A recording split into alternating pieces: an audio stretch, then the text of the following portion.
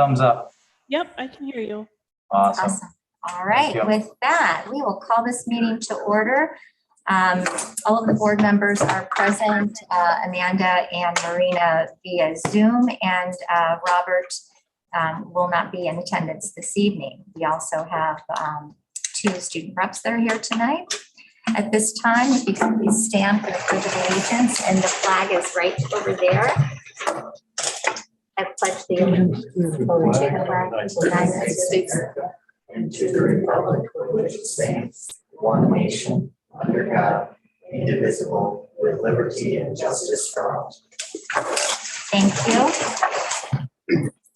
Mission statement: the Viroqua Area School District provides a quality education for all students that inspires continuous learning, positive relationships, curiosity, and compassion in an environment that welcomes diversity while developing respectful and responsible citizens. The policy committee met this evening. Matt, would you like to give us an overview of the meeting tonight? I can. I'll try to keep it as succinct as possible. There's quite a few policy changes. Ones that are policies up for approval tonight. Policy 6152.01, waiver of school fees or fines. And it's the McKinney-Vento Act, which has been around for a little while, requires states and local school districts to review and revise policies to remove barriers to the education of homeless children and youth.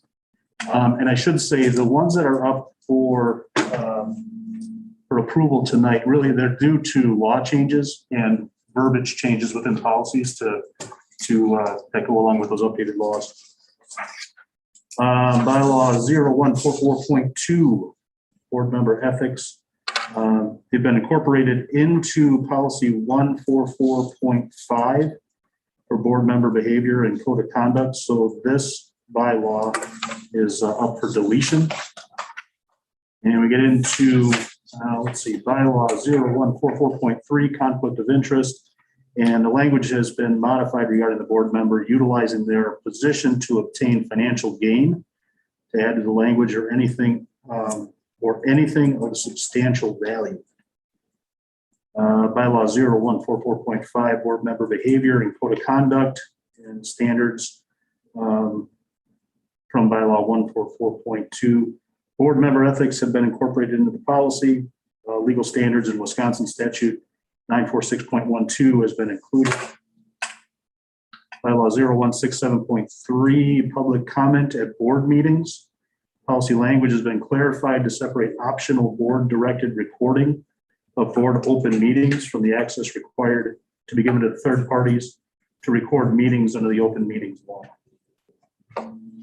And policy 1422 is really just due to Title IX regulations.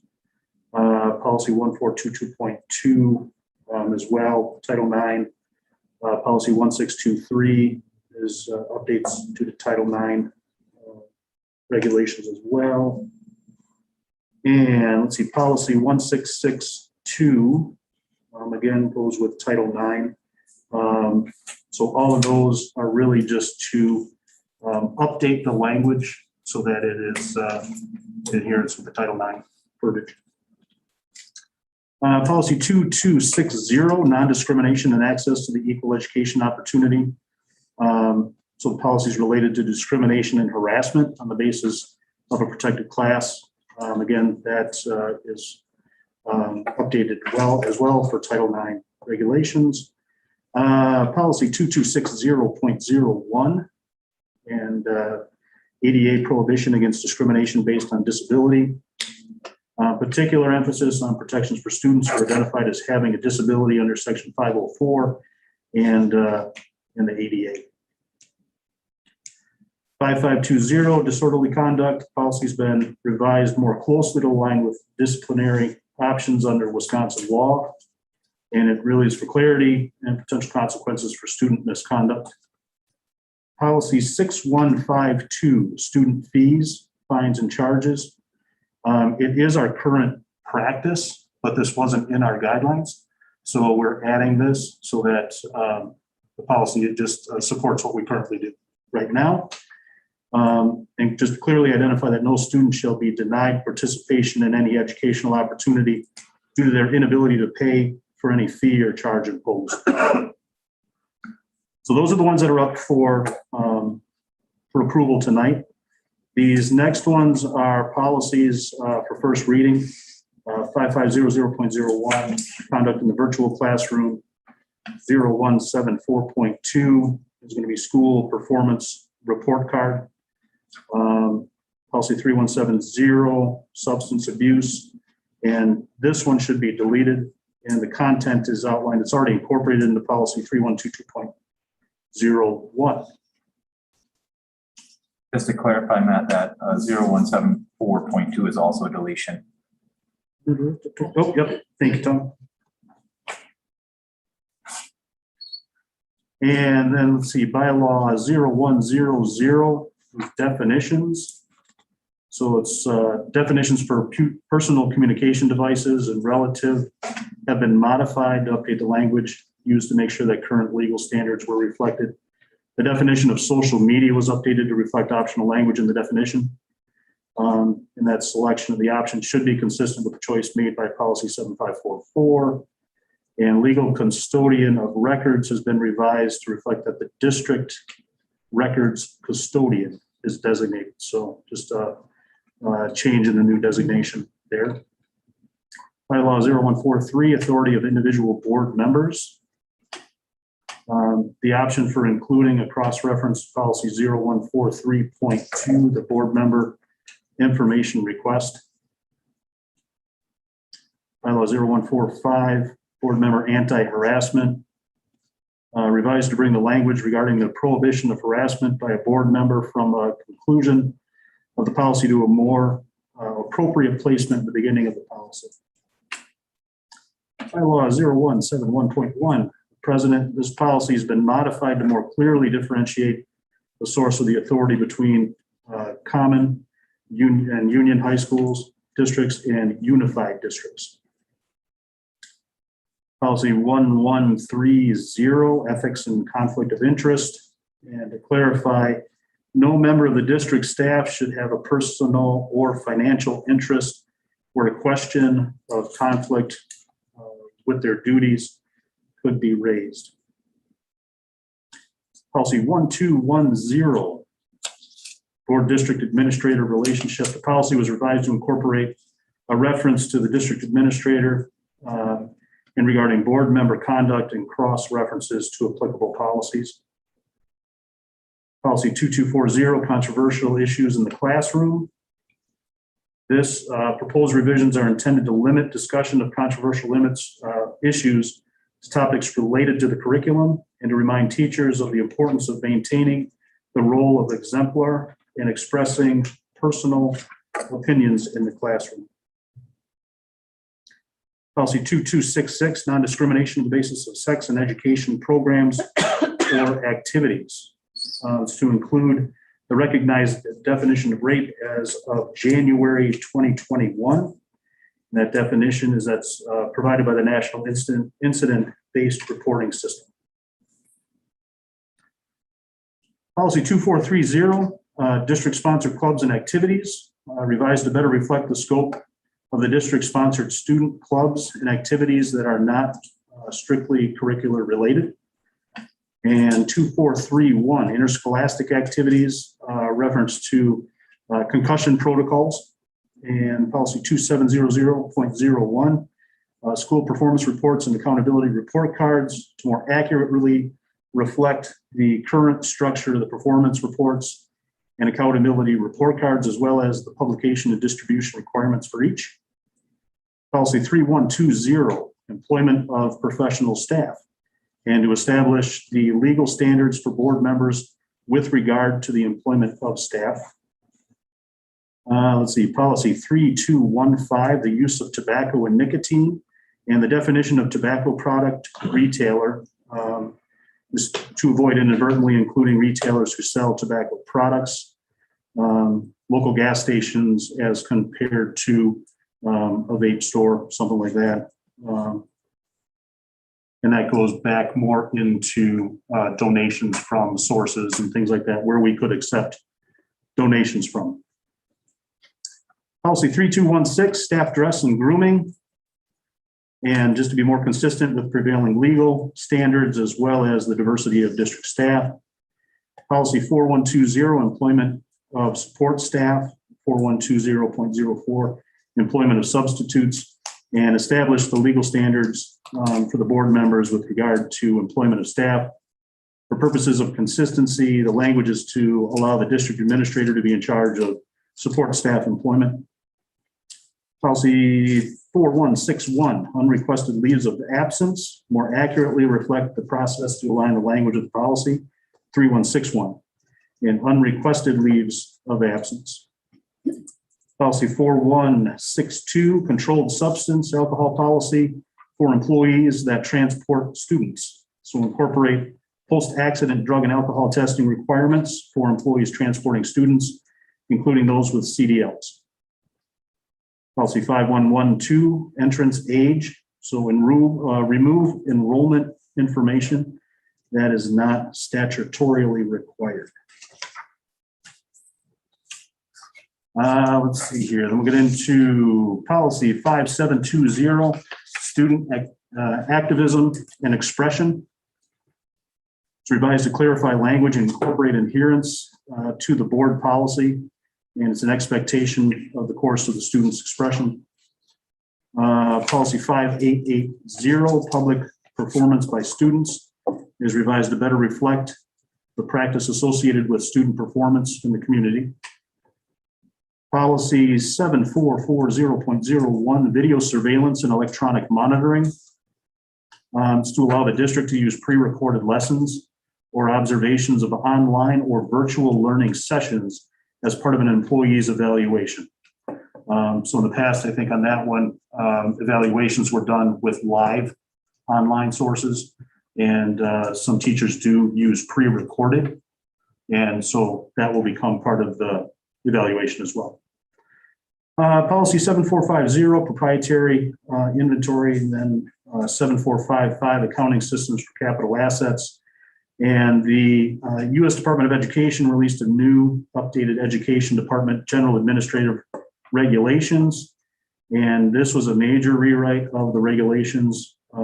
It was issued nearly 40 years with very little change in the compliance measures of the federally funded programs that must be met. And the regulations covered the application process, financial management, procurement, inventory management, time and effort and accountability, cost allowability, and record retention and program oversight.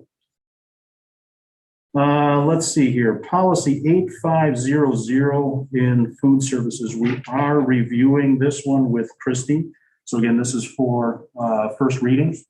So we can look at this, but just to add the emphasis being sought by the USDA just to prohibit stigmatizing of students who lack the funds to pay for their meals. And policy 8510, and this one reviewing with Christy and Mike as well. And the policy has been revised and restructured to better reflect requirements under federal law. Policy 9270 is home-based private or tribal schooling. And the policy has been revised to clarify options for private schools or tribal schools. And then for students who are participating in certain athletic and extracurricular activities that they could be part of the school district's activities. And policy 9500, relations with educational institutions and organizations, that was revised to clarify language regarding district relationships with other educational institutions and to avoid optional language regarding district coordination with third-party organizations. And then policy 9700, relations with non-school affiliated groups. And this has been modified to reflect that there shall be no advertising without the prior approval of either the board or the district administrator. And then the section of the policy regarding crowdfunding has been recommended for deletion with a cross-reference to the standalone crowdfunding policy being identified as the place where all such activities would be managed. Thank you. Wow. That's all we had. That's it. That's it.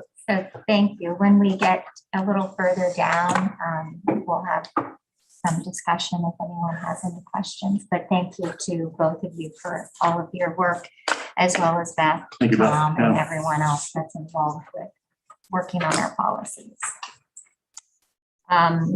The next item is item number 5, and I would entertain a motion. I move to approve the consent agenda. Am I on the right one? Yes, As ma'am. listed below. Approval agenda, proof of public notice, October meeting minutes, voucher summary 1 in the amount of $306,750.90. There are no resignations, and the following appointments: special education paraprofessional, I think it's Elise It is. Becker, and then co-head varsity wrestling coaches, Rob Zuby and Jared Getter, assistant girls basketball coach, Talia Klein, and high school drama and musical advisor is Adam Fogelson. Is there a second? I'll second. All right, is there any discussion? With that, all in favor, vote by saying aye. Aye. Opposed? Motion carries. Thank you, Kim. The next item 6, student board report. We have a couple of students here this evening. We have Alyssa Arch and Cami Lear.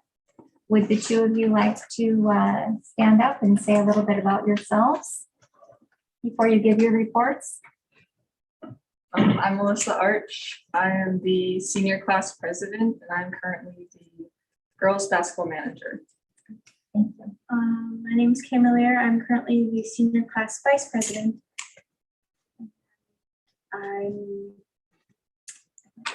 Do you want to say a little bit about something that happened not too long ago? Me and my partner made it to state for tennis.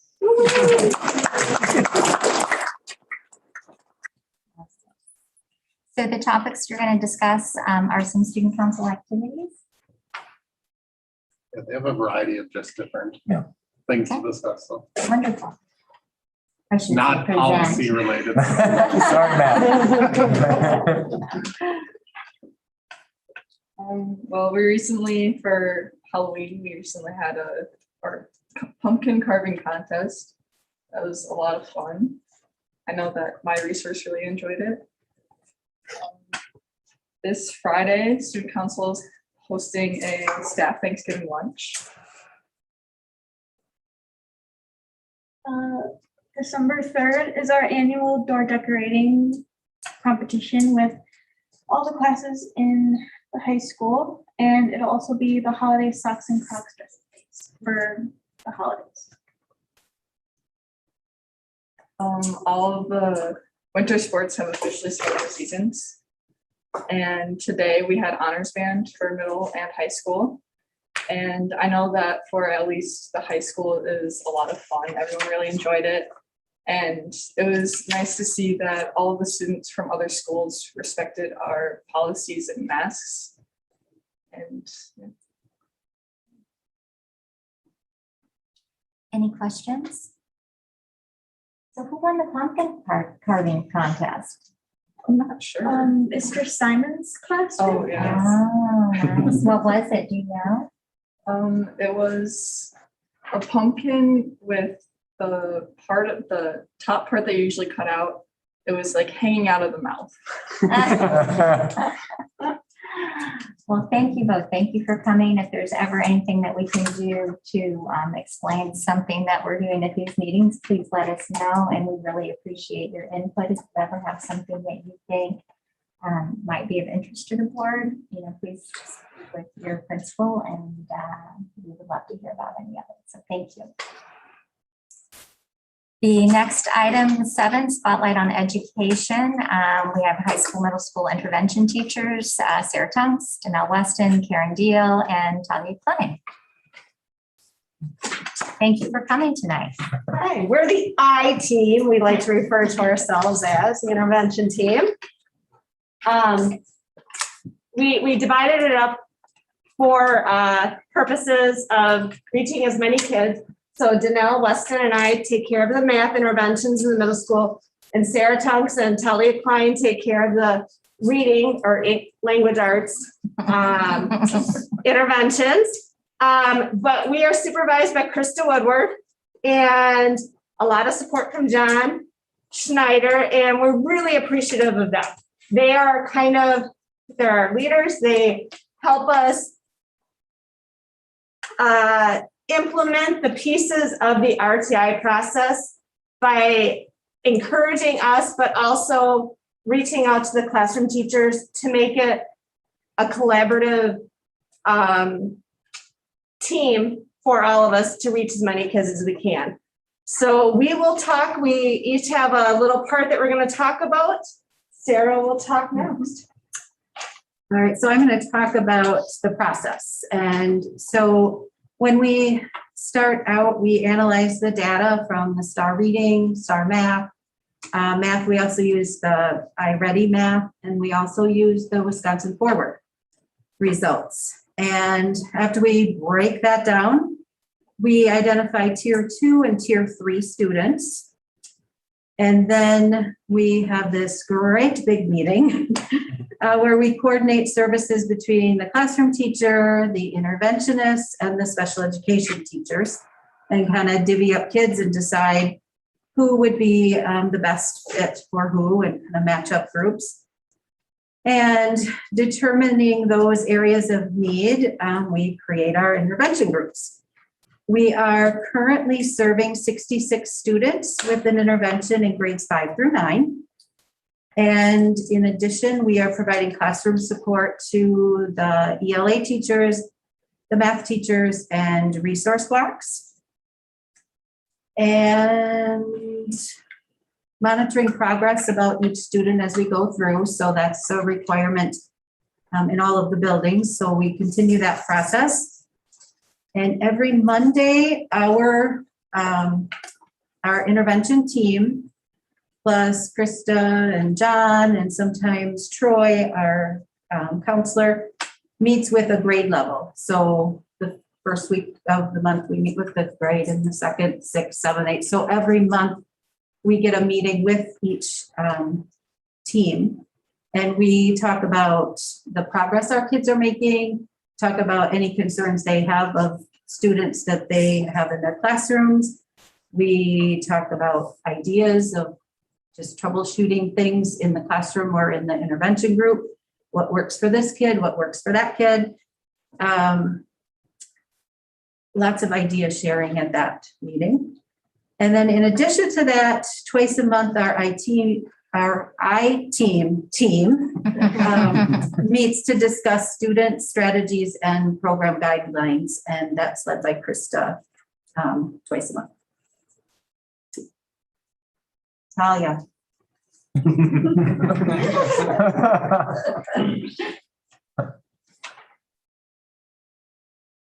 No, Can't hear you, Talia. Oh, Yeah. Let's see here. Is it on our end? That might be. No. Uh-oh. No, we can't hear you, Talia. You might have to go into your microphone settings and turn up your volume. I had to do that at an earlier meeting today. I'm not sure what changed on Zoom, but Because we didn't hear Marina talk. we did hear Marina talk, I believe. Yep. And Amanda. And Amanda, yep. Can you hear me? Yep, Yes. it is soft though. I mean, it is quiet. She can't.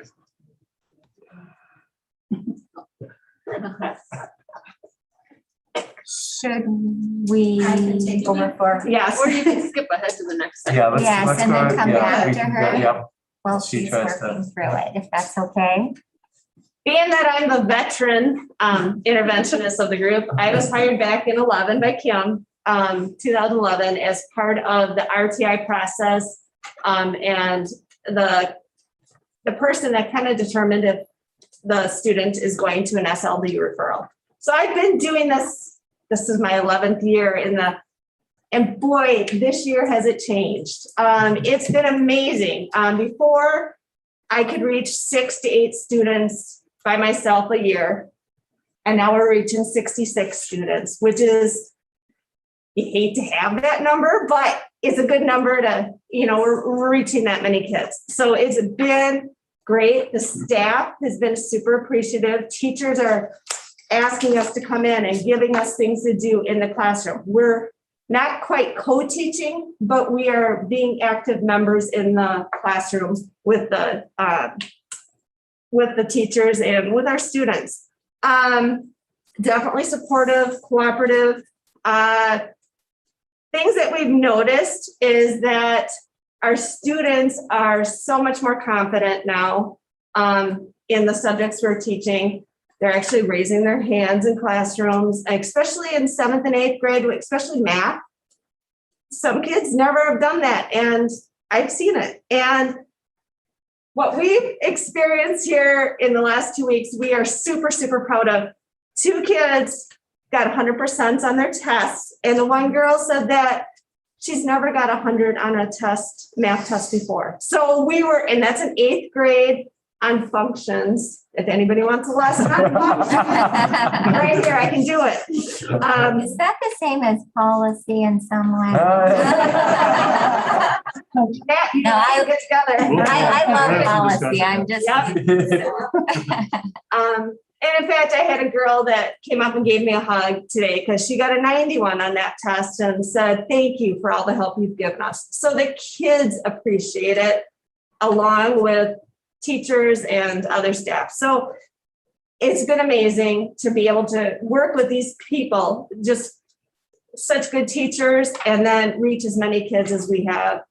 And it's only the first quarter. So we're really excited about the rest of the school year and continuing this program that John and I know we've talked about getting a program like this in the middle school, and it's working. It's showing results. Talia. Talia, are you on? Oh, we cannot. I am sorry. Seriously. I can read lips. Seriously, we can't. I'm not sure what's going on. She's gonna sign the whole thing. All right, so do you want me to read for you, Talia? Okay. Yeah. Maybe printed this out. She can't hear us either, she said. I think she can hear us. She just said she. Oh, yep, she can hear us. We just can't hear her. Okay. All right, so Talia is talking about, and so each of the 4 of us, we have a 20-minute intervention block for every grade level in the day. Wow. What? 7th and 8th grade. Well, yeah, 7th and 8th grade, but we get them at resource, Yes. so, okay. Who's speaking? See, she's so used to doing everything herself. Okay, so we do have for a block for 5th grade, 6th grade, and then 7th and 8th grade do share a resource block. And the reading teachers, Talia and I, meet with reading groups and work on skills at their individual reading levels. That's a little bit different than what the math teachers are doing, because they're supporting the current skills that they're working on in the classroom, plus referring back to prior skills. So they're keeping them solid where they're at now, but also beefing up what they may have missed or have a gap in.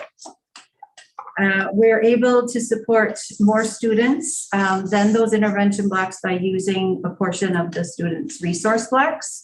So we are all busy at resource blocks as well. In the classroom, we go into, I think, almost every classroom. And they're in the classroom, we're doing team teaching, reteaching, small group work, individual work, you name it, we're doing it. Danelle and I are providing some after-school homework help to the middle schoolers, along with several of the other classroom teachers. And then Talia provides intervention to 9th graders every day, and that block is 40 minutes long. And they all receive support in math or reading, plus additional homework help. I cover on Wednesdays because Talia's only here 4 days, but that has been an addition to the program this year too. So up to this point, you've heard about the implementation of our RTI program, including the creation of the program, and about our daily and weekly schedules from both Sarah and Talia. From Karen, you heard about our reflections of the program from just 1 quarter of the current school year. We know it's important for teams to not only reflect, but to make necessary adjustments and plans based on those reflections. And so our future plans include reevaluating groups at semester with the winter data that we'll receive at that time. We may be switching students at that time.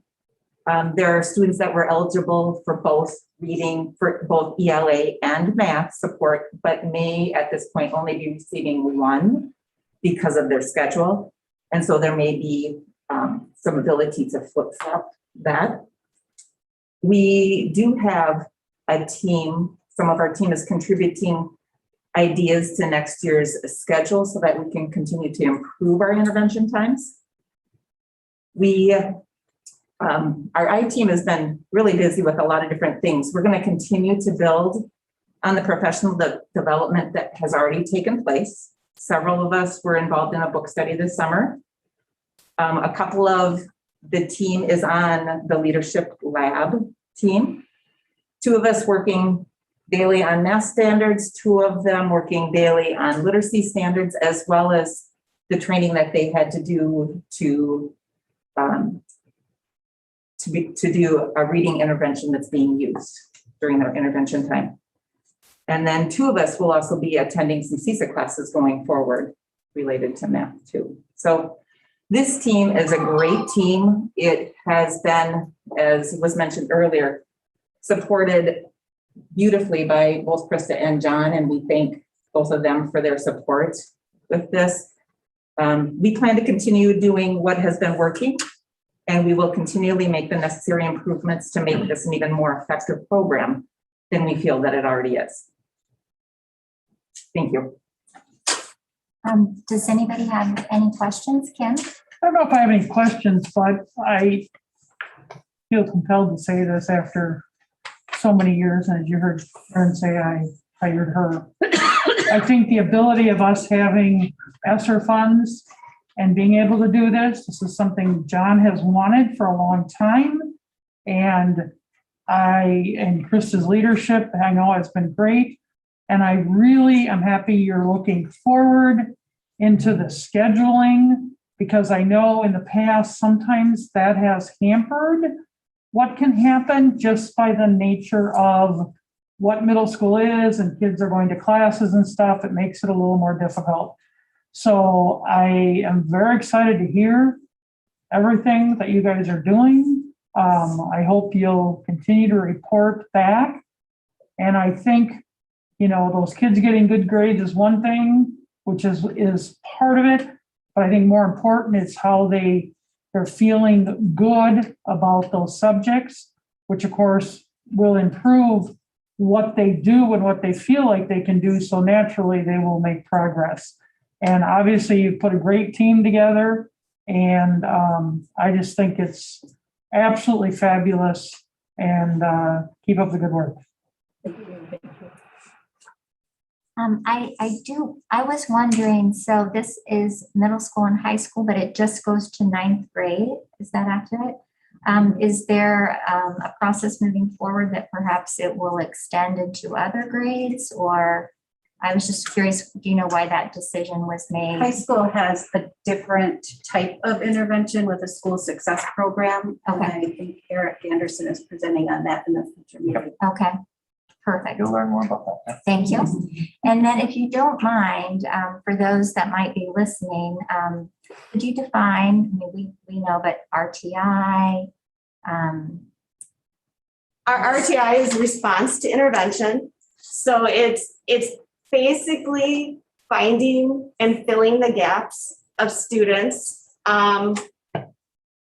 whether it be that they missed instruction just due to being absent, being moving schools, or just not able to grasp the concept at the age level that it was presented, and just kind of missing it.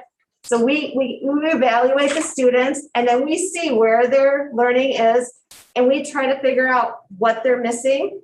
And sometimes, especially in 7th and 8th grade, they know what they're missing. You know, I don't know how to divide. So we go through those steps and so the intervention is just helping fill those gaps of what they are missing and teaching at their level because that's what they need. If you're not ready for 8th grade math, you gotta catch them up on the skills that they've missed. And reading, you know, you can't teach high vocabulary if they don't know lower vocabulary first to build on it. So, or phonics or what. So intervention is catching those gaps and filling them with the skills that they need. And the 3 tiers, tier 1 is the universal that every child gets in the classroom. And then tier 2 and tier 3 is where an intervention would come into play, whether it be by the classroom teacher, an interventionist, or a special education teacher. Thank you. You also said ESL. Do you want to define that too for, I mean, there's all these acronyms and I'm just thinking if someone is actually watching, they might not know what you're referring to. I'm also or ELA. Or ELA, what did I say? English language arts. Oh, I was thinking of English as a second language, sorry. Yeah, that's my other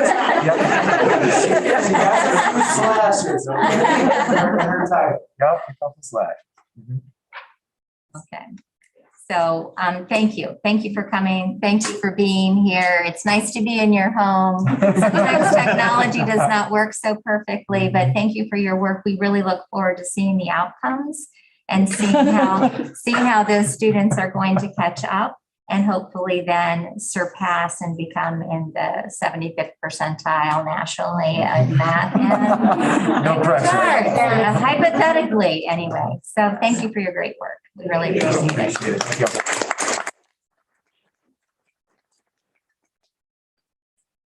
All right. The next item, we have visitors. Right, let them go. Sure. So the people that were that are part of public comment tonight, Lisa Intraligator. Did I say it properly? They registered 24 hours prior to the meeting with our clerk, Robert Nye, per board policy. So these items are non-agenda items, but they follow board policy and requested to speak. So Lisa, would you like to speak first? You're muted. Is she muted? Where is she? There you Hi. Hi. I just wanted to let you know that there's a registered 24 hours prior to the meeting. Ask her to shut off her YouTube. Can you shut off your YouTube, Lisa? Oh, so these items Yep. are non-agenda. You're just getting the lag. You get to hear me twice. Policy and. I don't know exactly what's happening here with this. Would you like to speak If you first? still have the YouTube open, that could be causing that loop. The reverb. Okay, let me just see if I could stop that. 1 second. Hi. I just wanted to let you know that there's a We have the same problem. So I'm not sure which one I should be Can closing. you shut off your YouTube, Lisa? Okay, 1 second. I think I can do that. Yep. She's hearing it back now. All right. Sorry, maybe you should start with someone else and I will Okay. come in afterwards. Lisa, if you just want to mute, then we'll go over to Zachary.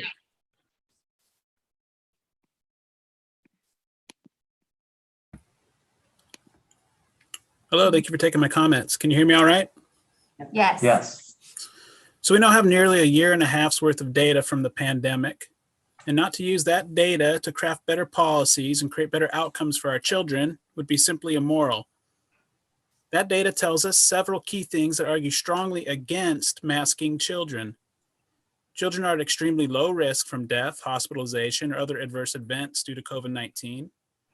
They face a 3 to 4 times higher mortality risk from flu versus COVID, and about a 10 times risk of suicide.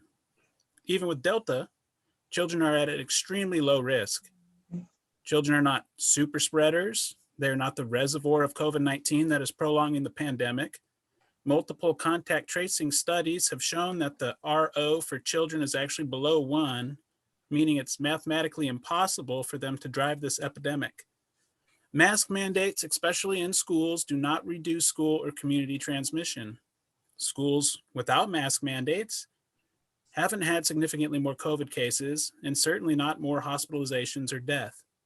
With these facts in hand, it becomes clear that if we are going to continue masking children for COVID, with vaccines universally available to the at-risk, there will be no logical point at which we can unmask them. Using the arguments currently in vogue, the greater lethality of flu would counsel permanent masking to limit its spread. If we do not take this off-ramp for masking, there will be no other.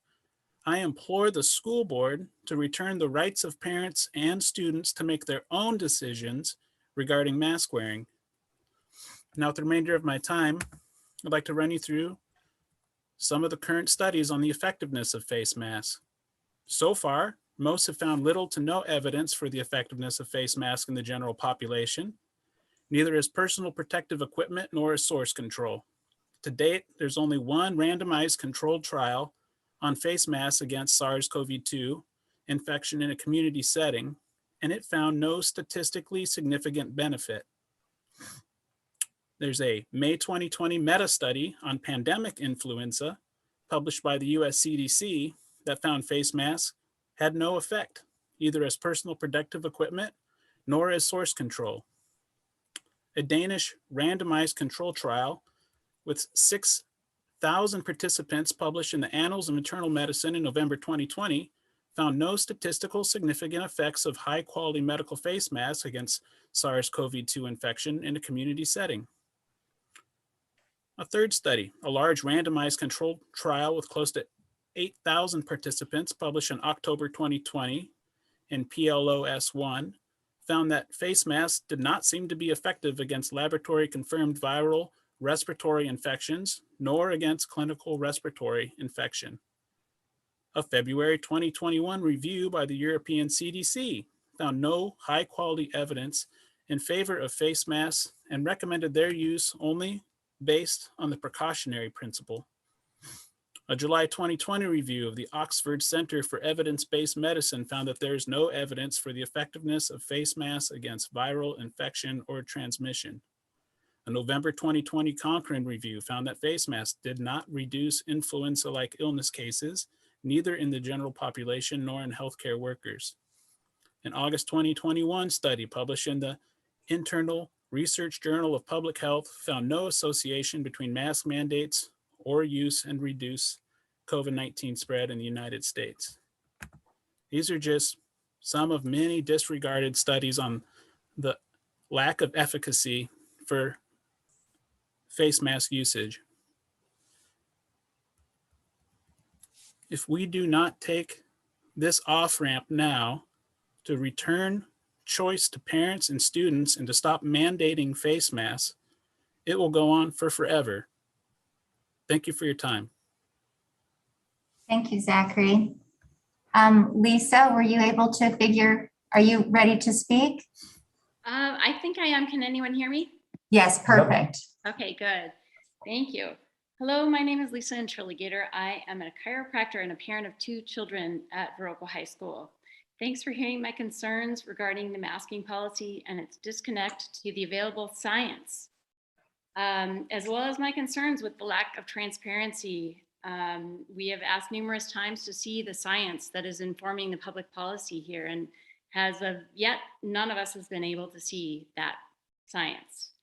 I think the majority of administrators and school board members and maybe even parents believe that the policies are based on legitimate science. And I can tell you after the last 3 months of looking through all the masking data that I could find, I have found that the vast majority of it does not accord with the masking policies that are being recommended by the CDC and the NIH. I'm concerned about the policy of the board to not look critically at the science.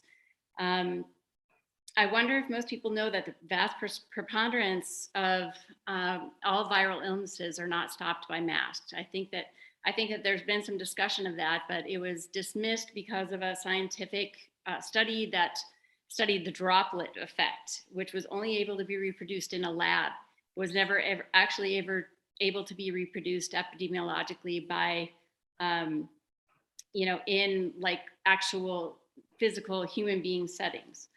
The vast majority of studies concerning masking do not show that by masks worn by the general public slow or stop the spread of COVID. In fact, Arthur Furstenberg's article, "More than a dozen credible medical studies prove face masks do not work even in hospitals." He cites 16 studies, including the 2015 literature review, which says that there is a lack of substantial evidence to support claims that face mask protection either protects the patient or the surgeon from infectious contamination. So bacteria, as we all know, looking back at our science, bacteria are 100 times larger than viruses. If surgical masks worn in surgical centers cannot actually protect patients from getting contamination from the surgeon and the staff, how is it that we are putting surgical masks on our kids, even cloth masks are even worse, and we expect them to do the same with COVID? The epidemiological data just does not support it. And there's actually the CDC data on their website, The Science of Masking. They went through 5,176 studies. And according to them and on their website, they even say that they could only find 6 robust studies that support masking for the fight of viral contagion. Looking at these studies critically, it is easy to see that even those are inadequate. They either lack a control group, which hopefully if there's some science teachers in here, they'll understand what we're talking about, and everyone else, I'm hoping that we can get the public more educated about how to read science, because it's not too much for us all to understand. There is a lot in there that is able to be understood. And there are some really critical problems with these 6 studies that are the studies that the CDC and the NIH holds forth and puts on their website to defend their masking policy. And what the problems are is that there's no control group in some of them, and in other ones they're so short that they don't actually encompass all of the different COVID waves that we've had, the spikes and everything else. And I can show you the data of that in here in just 1 minute. And the other problems that they had were that they conflated a lot of different data. They conflated mask wearing with public sanitation, with social distancing, with a whole bunch of other protocols. And then they said, oh, masks are, we found that they're statistically significant in this one study, but in fact, there's no way to separate out whether masks are the thing that's effective or whether the filtration in their HVAC systems is having an effect, or whether it's the cleaning that they're doing. It's really, there's no way to parse it out to figure out what's actually being effective. And Lisa? my other big, It's been 5 minutes, so if you could close. okay, so in closing, I just want to show you some data graphs. Okay, this is basically France right here.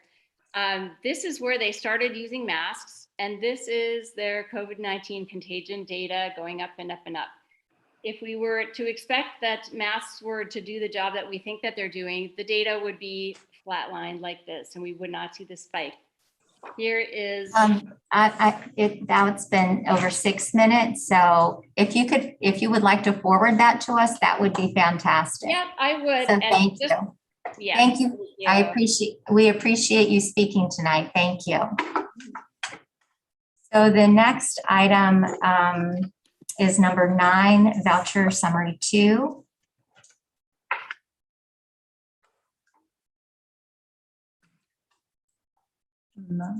I move to approve the voucher summary 2 in the amount of $260,466.96. Thank you, Matt. Is there a second?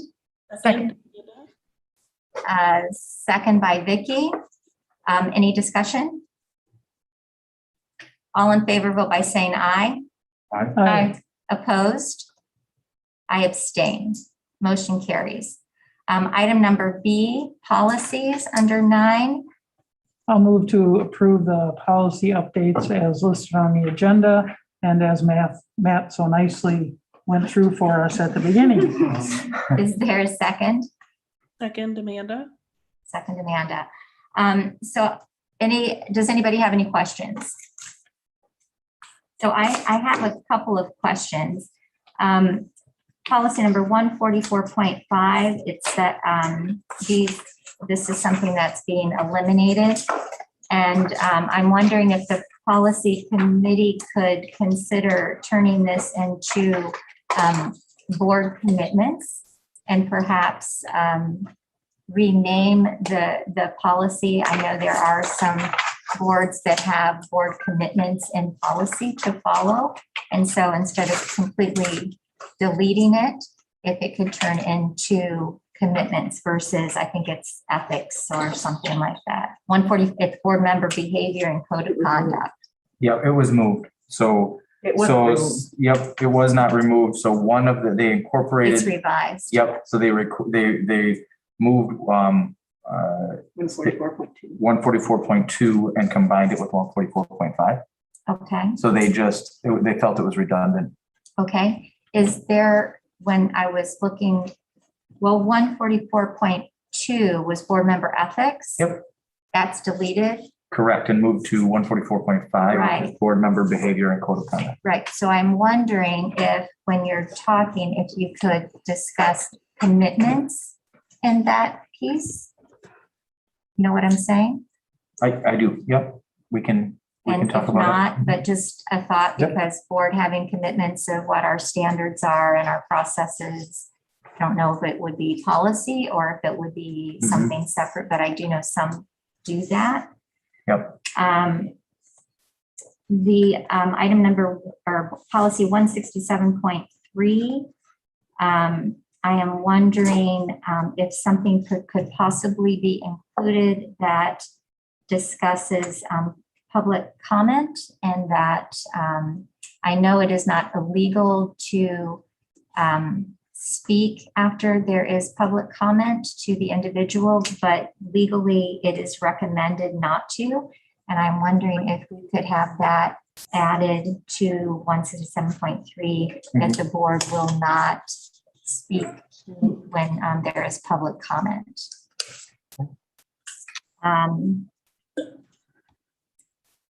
Let's see here, 4230, I believe it has a dollar amount of $15,000 that there will not, and I don't know why 15,000. I don't know if the 15,000 is something legal or if it's something that.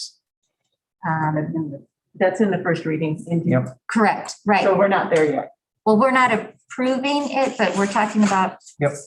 You want me to go to the next one then for those? Only the policies that we're approving. Okay, all right. So these are all just first reads. All right, so I'll wait for the others for the next section. All right, with that, any other discussion? All in favor, vote by saying aye, with thanks to the policy committee. Aye. Aye. Opposed? Motion carries. All right, item number 10.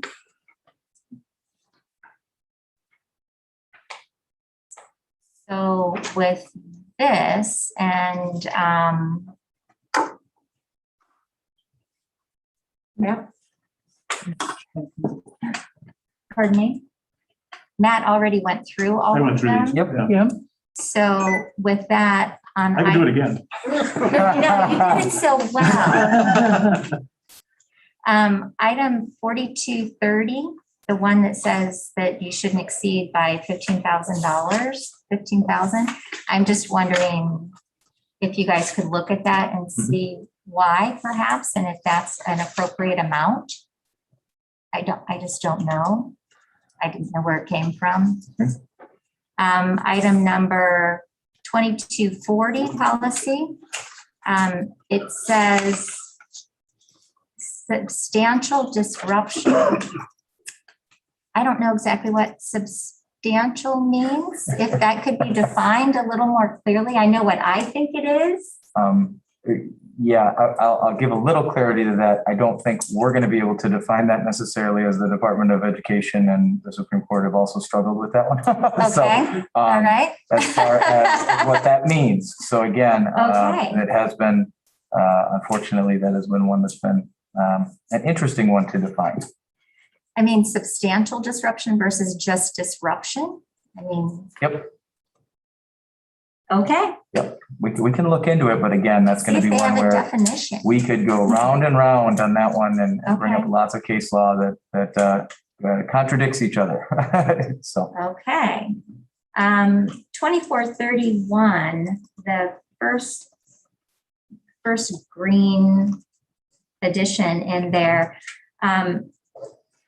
It doesn't quite make sense to me because there's an X and it says the district provides. Yep. And I'm just wondering if that's district supposed to be provides A through D. right, but it doesn't read properly. It's not grammatically correct. Okay, we'll look at it. If you go to the last one where the X is, it's grammatically correct for that one, but Yep. not for the others. So that was quirky to me. And then we already said the student meals, so that's going to come up again. Yep. Already, the other one was student meals. Yep. All right. That's all I have. Anything else? Anybody else? Okay. Thank you very much for all of that. The next item is B 2022-23 school calendar. Tom? Yep. So attached, you'll see a calendar draft for next school year, which I cannot believe we're having that conversation already, but we are. And so we have shared this with the VEA representatives, and we will be working with them over the next month to clarify and to hone in, and just so you guys are aware we are in the process to bring that to you in the December for the December board meeting. But this is the original draft of that calendar. Any questions for Tom? So I see we're going into June a bit. Is there any way that we can get a waiver to start in August sooner? So we had some extra flexibility this year. I would say that is not necessarily going to be afforded moving forward. Okay. So those districts that are engaging in extremely large renovation projects, that's automatically kind of a given for them. They can take up to 3 years to do that prior to September 1 opening. So again, I would say that the reviews were mixed from staff and students. So starting the full week was definitely a lot.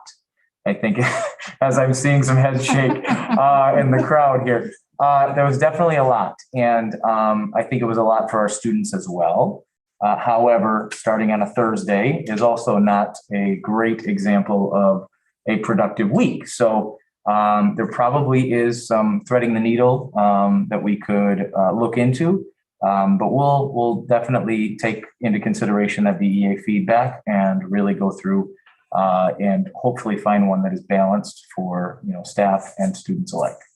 Thank you. I know some people don't care for that. Yep. Into June, so. Right, and that's where the trade-offs are never easy. Could we have an extra day off in this month? Well, yeah, but you're going to go longer, or you're going to start earlier. One of the two is going to happen. And so again, there's not a lot of, we know we're not going to please everybody, but we want to find that balance of what's best for kids. The next item is item C, Viroqua Schools self-funded health plan review. Mike? Yep. So in your board materials, I prepared a more detailed presentation of how the district's health plan performed during the 2021 school year, along with historical and prospective information, just some highlights of that presentation. In 2021, we saw our highest plan costs since the inception of our self-insured plan back in 2007. Fixed cost increased $19,160 or 3%, and that was anticipated. That process, we go through the negotiations with the stop loss insurance carriers, and we know what that number is going to be. The unanticipated or the less,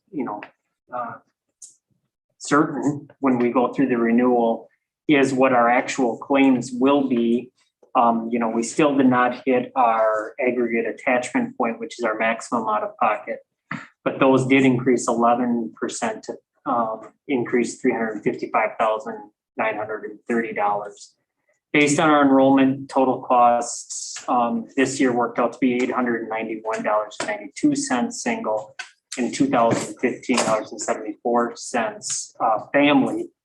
And just for perspective, what we charged the district and the employees was based on $841. So about a $50 difference on that, and $1,900 for the family. Total paid claims were $2,755,112, of which $185,000 were paid by stop loss insurance. That nets to about $2,569,000 in healthcare claims. 17 members had claims in excess of 50% of our stop loss insurance of $70,000. Those 17 claimants accounted for $1,095,807, or 40% of total claims. We roughly have about 457 individuals on an average basis covered under our plan. So 4% of the members account for about 40% of the costs. And I think the insurance people math, that's not uncommon. And it's, like I said, it's uncertain, but it's not unanticipated that's where we would be at. We did go over, 4 members went over the $70,000 stop loss amount. And like I said, there was $185,357 that was offset by collecting on that policy. So of course, we did eat into some more of our fund balance, which back in 1450 peaked at $1,290,000. And we made a concerted effort, understanding that money had accumulated higher than what was necessary for plan stability. And we had the premium holidays, which roughly, used up about $700,000 of that fund balance. In the 2021 deficit, reduced an additional $224,000. And we're sitting about $615,000, which is approaching the minimum we would want to maintain for stability of the plan. And, at that level, we will probably be having to look at rate adjustments or something in the future. So for the 2021-22 plan year, which starts in September and runs through August, we did put in place an increase in deductibles, basically doubled them.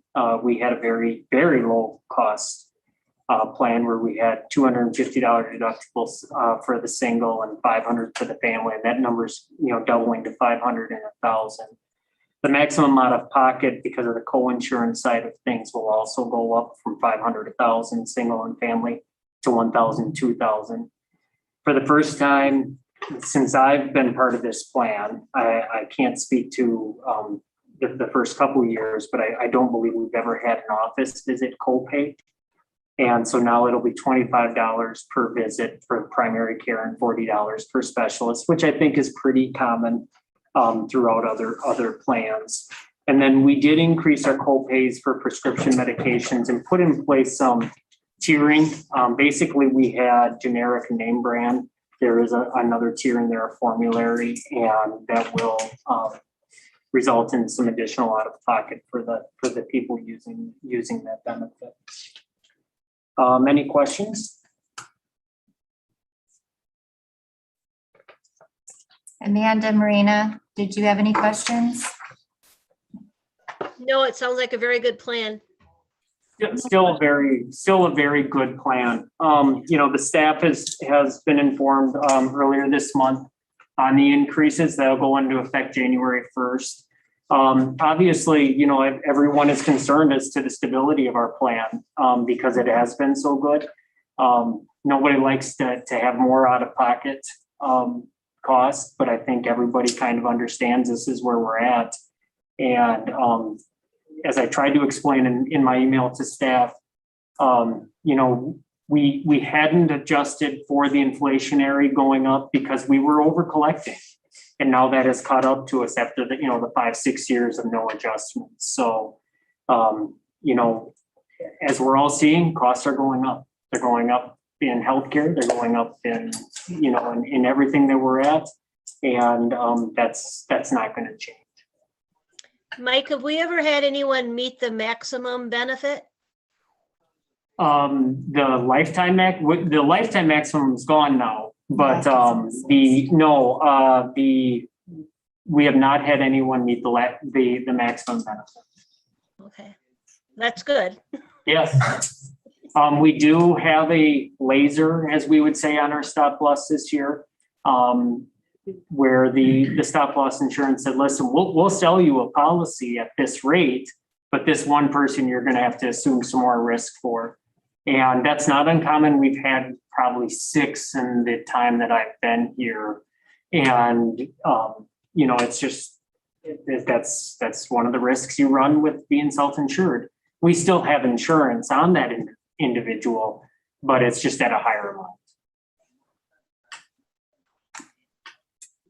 Any other questions? Thank you, Mike.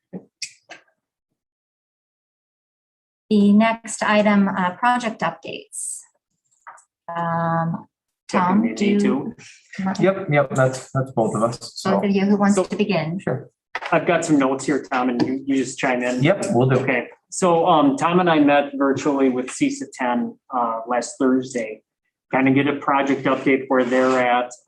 Basically on the 2 main projects that we, you know, really have going right now, which the first one is at the elementary school, the HVAC system there, and then at the boilers and stuff at the Bigley pool. At the elementary school, we'll be replacing the air handlers 2 and 5, along with the elementary school office air handler that's going to be replaced. We have an old Kiwani boiler, which was put in back in 1995. We actually had 2 of them, and they ran, you know, alternated. We had the one removed, if you remember, back in probably 2012 or 13. And the other Kiwani has still been in there, basically used as our off boiler. It's not nearly as efficient, and but it's been a good backup. But with the age of the other one, it's probably the right time for efficiency purposes to switch and replace that. And then the circulating pumps and our domestic hot water system also need to be replaced. At Bigley Pool, we'll be replacing the 3 boilers, which has been explained to me by everyone that's looked at those over the time I've been here. You could not have picked a worse boiler to put in that pool. And is really needed. I mean, the maintenance on that alone, I've been adding up that the maintenance costs we've had on those boilers and the condensed or the circulating pumps, and it has been significant. So where we're at with it is drawing and specs are hopefully going to be completed by the engineers by the end of this week.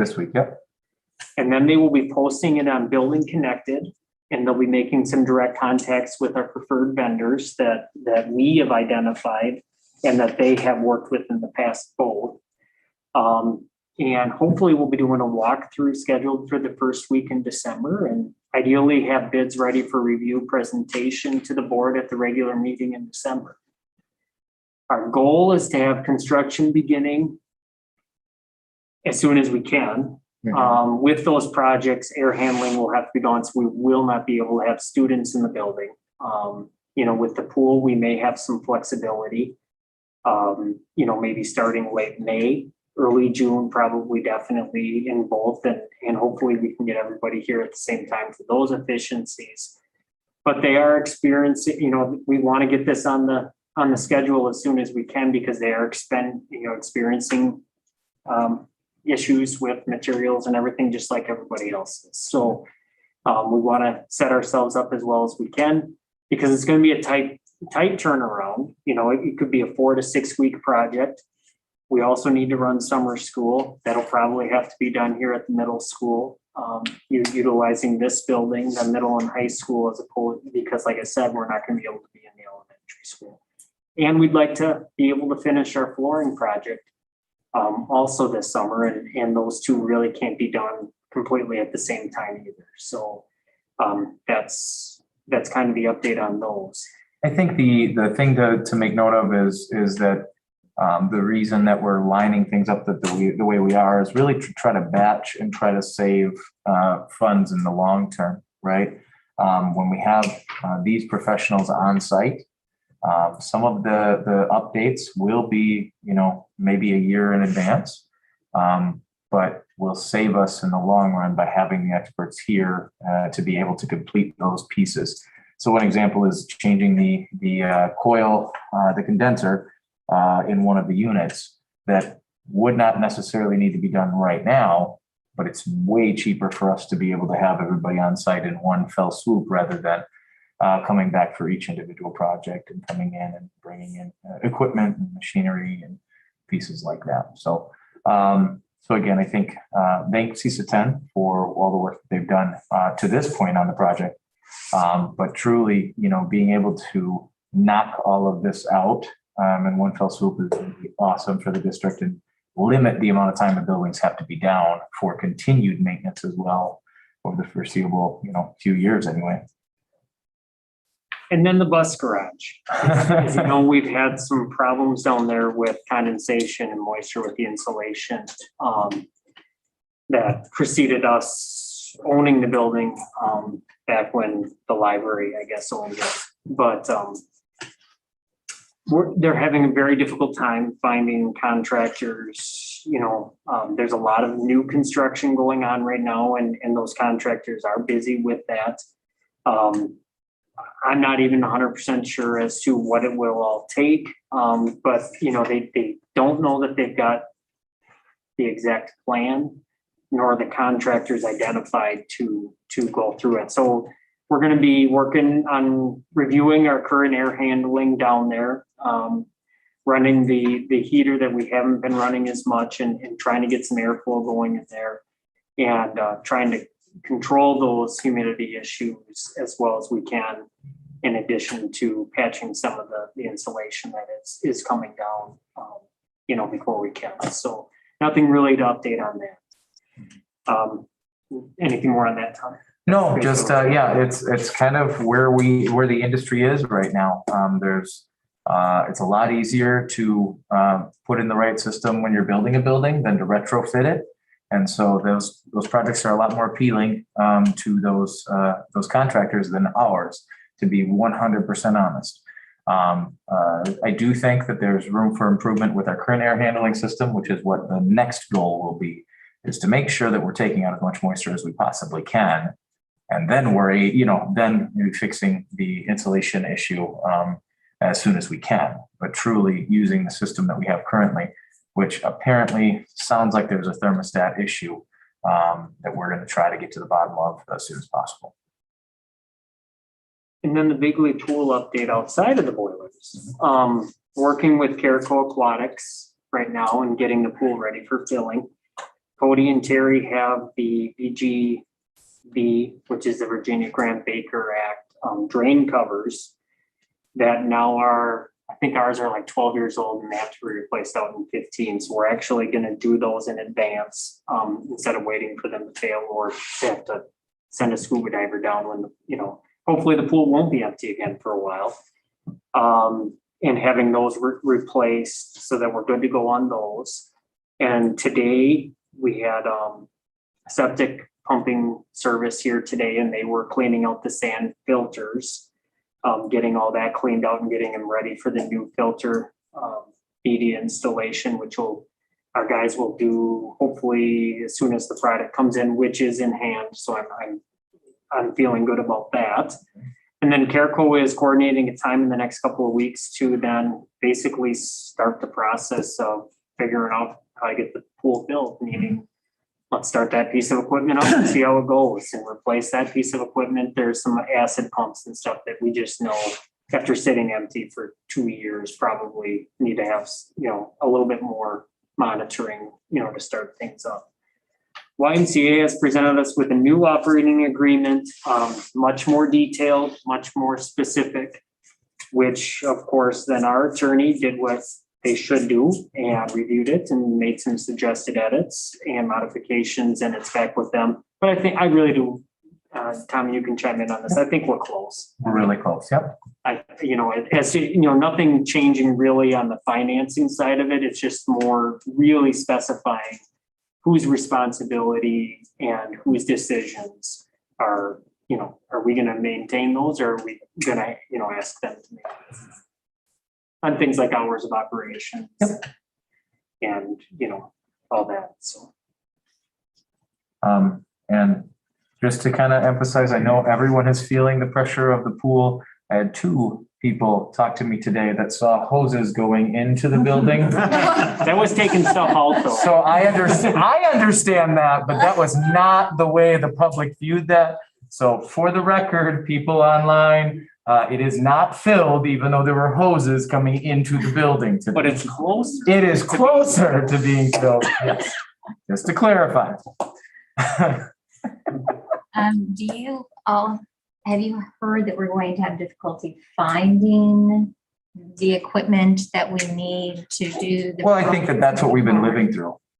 Well, you know. I just hear all these delays Mhm. and Yeah. especially something like the pool system. Mhm. So are we past that because things have been ordered at some level? Unless something, Yeah, I mean, Big comes if through. one of the pool pumps is down, we don't know that yet, so we Yep. haven't tried. And Yep. I would just fully expect a delay. yep, if there's something bigger that we need, we would at this point expect a delay. As Yep. far as the air handling, that's why we're not too early. That's for sure. I mean, honestly, I think it could be a month or 2 later than even we would want, but I mean, we're better than trying to bid this in April. Mhm. That's not it, from what I understand. Yep. Any other questions? Expected timeline. On the pool. I mean, it's I know that's hard to one is answer. getting the pool filled and then 2 getting the Yeah. employees trained. The reason I lifeguards asked is there was a trained. Facebook post from a YMCA employee saying, hopefully January. Yeah, So yeah. that's from their side Yep. of, Yes. Yeah, I would adding say. to the Yeah. mix. So. Yeah. Well, I don't know. Yeah, I don't think they've officially, or we've officially, I mean, I would love to be able to say that, that we would have an agreement in place and that we are ready to operate at that point. But, again, one part of that management agreement is getting that onboarding worked out as well, so for how long from the signing of the agreement, does the YMCA have to get staffing, to get them trained, to get them ready to go. And obviously we need a pool. And Well, a pool is step number 1. Yes, absolutely. I Trying. received a call about that Did you? Facebook post as well. So I don't On social know. media. I don't know if you Yeah. want to reach out to the Y perhaps, and I just don't want misinformation to be out there so that people aren't disappointed if something happens Yep. differently, which is Yeah. possible. Mhm. Thank you. District Administrator, Annual Board Calendar and Staff and Service Professional Development. Yeah, so just an update to more of the public than the board. The annual board calendar is something that we worked on earlier this month on our board workshop, and we're going to continue to fine tune when reports are made, how they're made, and what the board acts on and what they did and what you don't act on. And so again, that process has been, I thought it went very well, and I thought that we are continuing to work on becoming a more efficient and better board and improving our relationship. And so I think that that's important that people know, what's going on in those workshops, and as we're going through, again, really honing in on what is the work of the board and how do we take a board from good to great. And I think that we're going to continue to work on getting better and better. So staff and service professional development, this is more of just an update on what's been happening and what we're going to continue to focus on. So themes have developed throughout the in-service days and will continue to show themselves as we move forward. So self-care is one of them, and it's always a fine line. And I know that this is always difficult. Kim can probably attest to this as well from, from her time in education. We want to be able to provide quality professional development, and self-care is such an interesting and almost intimate piece, right? Where you're going through and we want to provide options, but not pretend like we have this all figured out and we know how to fix you, because that's not what, one, we're not experts in that. And two, I don't think anybody can really say, I know how to, provide this point for you. So we've been providing multiple options, and one of those options being led by the Compassion Resilience team has been really one that we would want to point out. And I know that Kathy has been working with her team on that and really breaking, down how do we build up, ourselves and, really recognize what our capacity is to give somebody else that day or that moment, and how to best analyze when we're at that point ourselves, when we just can't give anymore. Right. And I think that that's been really productive. At least the administrators are walking through it at the same time that the staff is, and there are different teams in each building. And that's been really exciting. And I've heard a lot of positive feedback from all the buildings. Another point of emphasis has been on human connection. And we talked about that way back in August, I think. We brought in speakers from a company called Till 360, which was Joe Beckman at the beginning of the year with his message of just look up, as especially with kids and adults. Unfortunately, we're down on our phones. And so just looking up and being able to have that conversation and that human connection was really an awesome message at the beginning of the year. Last month, we brought in his partner, Kurt Slater, who also presented to our staff on that human connection piece, more tied with some skills that staff could use in the classroom, and really making sure that, again, we're focused on that human connection piece now more than ever. We've got kids that still, that for a year for some of them, so a year and some change, we're taught virtually, and it's a different thing to try to connect with those students. And so we're going to continue to focus on that human connection and that relationship building piece. Again, trying to coordinate all of our professional development with identified needs based on, not only our continuous improvement process, but also on survey results from staff and from students and parents that we've been gathering throughout the last year. So again, focus on self-care and mental health will happen next week. It'll probably be a little lighter as far as the professional development pieces go for next week, as we are always recognizing it's the Wednesday before Thanksgiving. So it's the Wednesday before Thanksgiving, but it is still going to be a day of growth and reflection for our staff. Any questions on that? Thank you for providing the opportunity. I think it's a marvelous opportunity for everybody to grow. I mean, it's been a difficult time, I think, for everyone, socially, emotionally, over the last 2 years. So anything that can be done. I am wondering if perhaps when we work on our calendar, that something could be presented in the future as far as the staff development, and maybe a survey of what people thought. Sure. How it went, if they gathered some insightful information, something like that. But we can talk about that at the workshop also. Yep, just exactly what you're expecting. Yep, for sure. Administrative reports. Who would like to start? Mine's short and sweet. Okay, it's all you, Kevin. As far as winter concerts, the elementary school early on decided not to have a winter concert just with the uncertainty to start the year. And that allowed us to focus some energy on other parts of the music curriculum that maybe haven't been hit as much, because it takes a long time to get those little ones ready for that. But Mrs. Thu has some things cooking that that I'm not at liberty to even share because I don't even know about it yet. So she said, don't say anything. So I don't really even know what I'd be saying because I don't know what it is either. But she's working on something to kind of supplement that instead. And then US News and World Report, I shared in the report, they've always had a high school ranking and new this year is an elementary ranking and our area, Viroqua area Montessori school placed in the top 30%, which is very cool. I think that's outstanding. Yeah, and even number 12 in Wisconsin Charter Elementary School, which is very cool. And the elementary schools in the top 50%.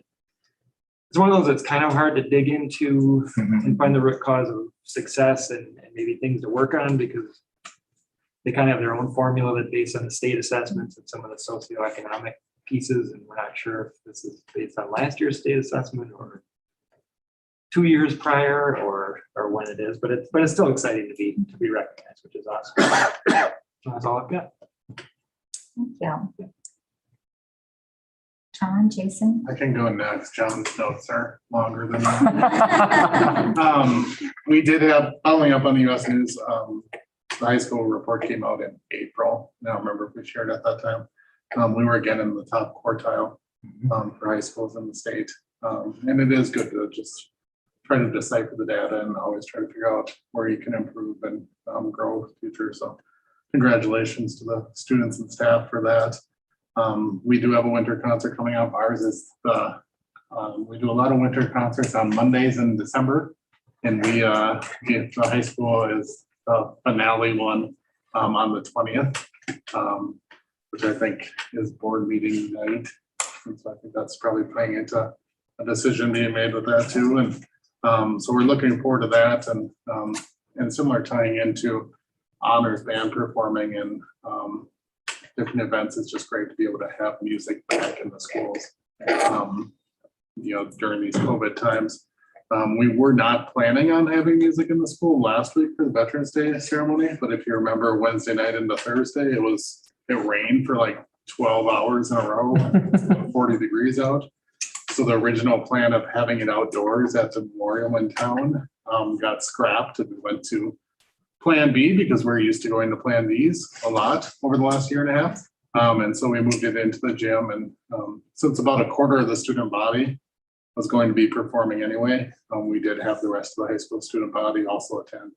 And we modified a little bit. We put out the bleachers on both sides and kind of focused it more to be able to stream the event to the community. But it was great to be able to do that. And so thank you to Pete Swanson, Brad Thu, and all those that do all that organization.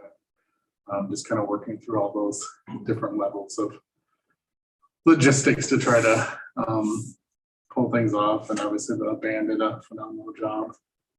It was actually great listening to we could hear the honors band from our office all day long. So it was great to be able to listen to the performance today too. So like I said, it's just great to have music and that performances back in the schools.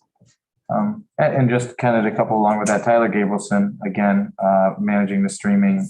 We are very fortunate to be able to provide our community with some streaming services that just aren't matched by those around us.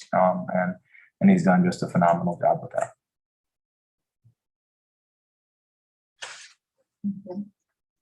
John? So yes, middle school concerts, and a big thanks to Mr. Thu, Mr. Levak, and Ms. Phelps.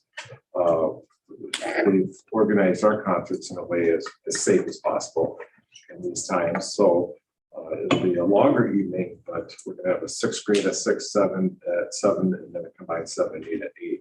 So with exiting the gym for each grade level. So well thought out by the music teacher. So December 6th is the middle school concert. And then a big shout out to Mrs. Liam, our student council advisor. You have a whole list of things that are going on.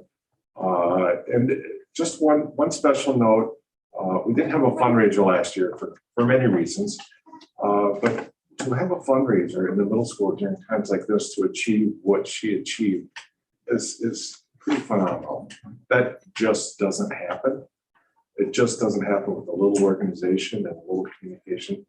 That happens because of readiness, the whole building readiness, a lot of things. And she did a wonderful job to create that fundraiser the way it is. And that helps pay for so many services. So one really nice thing about her advisorship is she has a thought and the students have some thoughts and she doesn't say, what do you think? And then, then it's on me to think through it all. She has a whole program. It's like this and that. It's wonderful. It's awesome. So it's very nice working with Mrs. Liam. So that's it for me. I'd also like to say, I really like the report that you send to the board when you have the numbers of people that are involved in the activities. And I don't know in the future if there could perhaps be some comparisons, because it's great information. Like this year we had 12 participants. Last year we had 6 or whatever it is, maybe over a 5-year period, or however you deem the information to be relevant, as far as continuing with different extracurricular activities. And I know with COVID, it's different as everything else is, but it's really great information to see how many students are participating in all of the different programs that we have. So thank you all for that. The board report, December meeting Joe, time. did you have something to add? Oh, I'm sorry, your name was not Joe. listed. Yep. I'm sorry, Joe. That's okay. I can just speak to winter athletics a little bit. As of tonight, we are fully underway with our last team starting practice. We have our first home winter event is Friday girls basketball, 6 o'clock.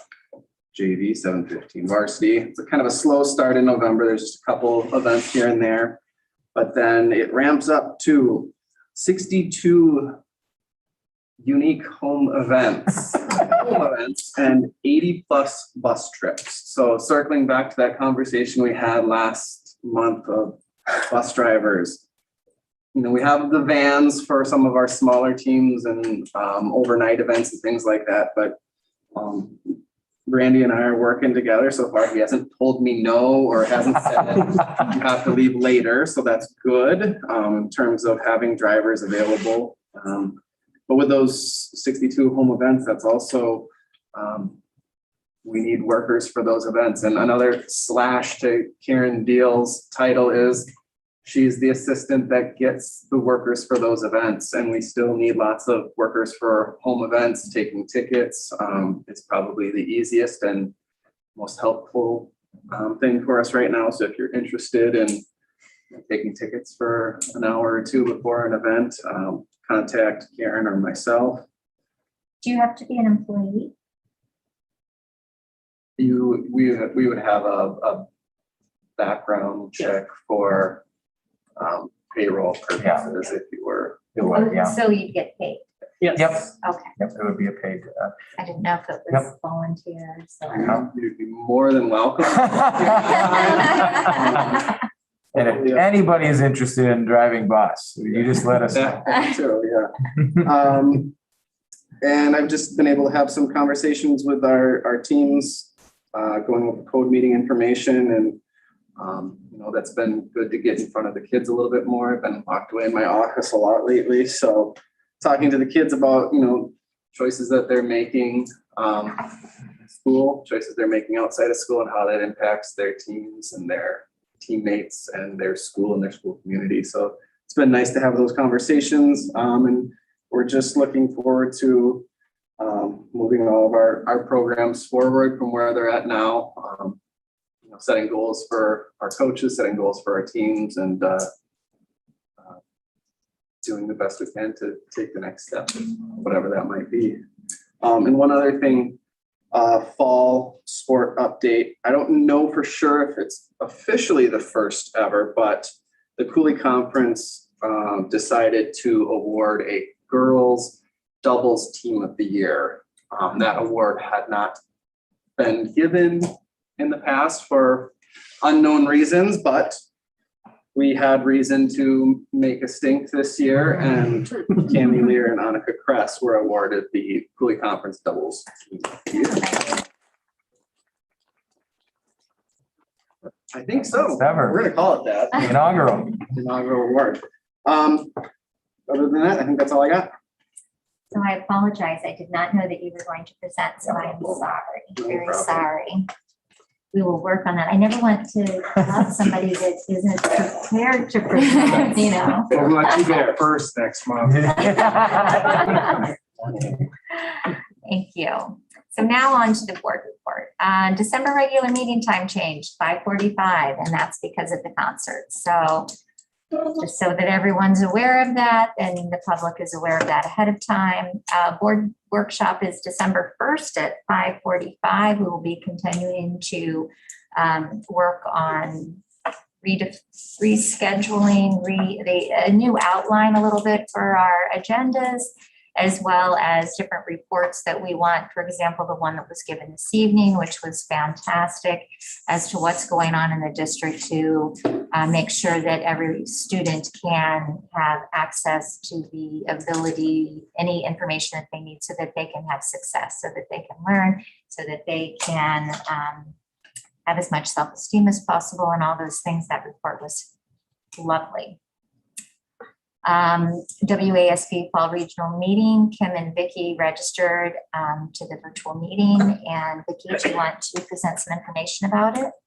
Sure. The good news is I don't have to go through a detailed overview, because if you go to the WASB website, look on meetings and events, event recaps, you can see all their events recapped. And for this event, they do have a video of the WASB president giving the welcome, short and sweet.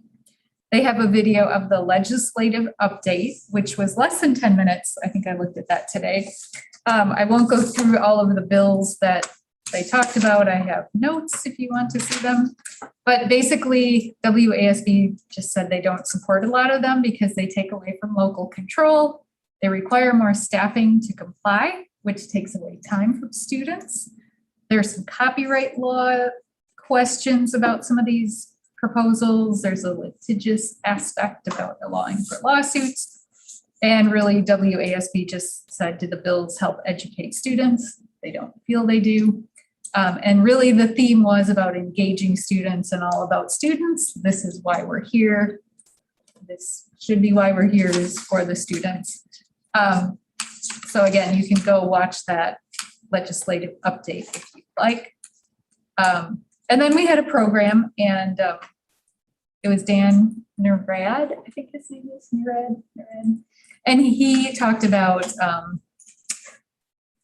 starting with the why we're here, how do we get things done on the board, what's our moral imperative. And he just talked and then broke us down into some discussion groups, which Kim and I both had different experiences with that. My group was very engaged and had a woman who was really driving us to engage and discuss and had questions, and Kim had a different group. Yeah. So, and I've been in that group too, where you know, you're sort of like, what are we doing? And so it really depends who's in your group and if people are comfortable on Zoom, or if they can even see and hear everything that's going on. So while I appreciated this opportunity to go to this meeting, and it was great, I couldn't attend the regular meeting due to my schedule. So I really enjoyed hopping on and hearing their updates. And then John Ashley spoke at the end, just addressed the civility issue around how, you know, school board treatment and how people are treating each other. Reiterated about student engagement, and we need to hear from our students. So thank you, students, for coming to our meetings. I know you have other things to do, but we're here because of you. And he said, see you in January. So he's excited for the school board convention down in Milwaukee. So again, you can go out, check it out, see some of the videos and lots of other good stuff out there too. Thank you very much. Now to the state convention. John Ashley did send an email out about everyone attending the state convention, and I replied that why is there not a virtual option? It was so fantastic last year. It allowed people to attend multiple meetings Maybe you would go into a meeting, you realized it just didn't pertain to your district, and then you could switch and go to another meeting. And the reply that I received back was that they just don't have the staffing to do that, which was very disappointing. And they might have some of the sessions, some of the breakout sessions virtually later, but they're not making any commitment to do that. So I was disappointed. If you're going to attend though, please let Beth know so that she can make arrangements. I did also speak about the financial impact on school districts when you have to send board members to Milwaukee, and there's hotel stay and there's restaurants and all of those other things, plus travel when people have to miss work. But that didn't hold a lot of traction because they said they just don't have staff. But they did a fantastic job with it last year. And so I hope that they will be able to do that moving forward. I'd also like to recommend anyone that is going to be attending the school board convention, if you could please divide up ahead of time the breakout sessions that you'd like to go to. We all received this catalog already so that we can cover more territory when we're there. And that everyone will present on the topics that they found of interest, things that they learned when they're there. So we'll do that probably in the February meeting. So just be prepared to speak to some of the information that you gathered that might help student improvement or be useful for our district. I also want to remind everyone that Tom's evaluation is out there for everyone to fill out and submit. There's also a board evaluation that is out there for everyone to submit as well, so that we can discuss those things at those topics that are, Tom's will be in closed session on the December 1st date. And the board survey, I'm not sure how we'll go about that evaluation, but we will talk about it, how you want to proceed with it at the workshop that we're going to have. Another thing I would like everyone to just contemplate, the definition of success. So when we have the workshop, if you could bring some ideas that you think would define success for our district, for our staff, for our students. That's something that we've talked about for probably a year and a half. And we really need to put a definition to what success means in our school district. The other thing I would like you to bring to the workshop is some ideas of data that you would like presented that would perhaps make us more informed or better informed as far as the topic of student success. So if there is some data that you would like to see brought to the board meetings, please bring those thoughts to our workshop so that we can incorporate that perhaps into our calendars. And I believe, board commitments, which we already talked about a little bit, but that probably will not happen. We won't have time at this next board workshop unless we're there for hours and hours and hours. And I don't want to burn everybody out, but think of what board commitments might look like. And then perhaps at our next board workshop, we can incorporate perhaps some of those items that were from the policy, as well as some other items that we believe our board should list as commitments that the public is aware of. And with that, all in favor to adjourn? Is there a second? Second. All in favor, say aye. Aye. We are adjourned. Thank you all. We'd like to wish you all a very festive Thanksgiving.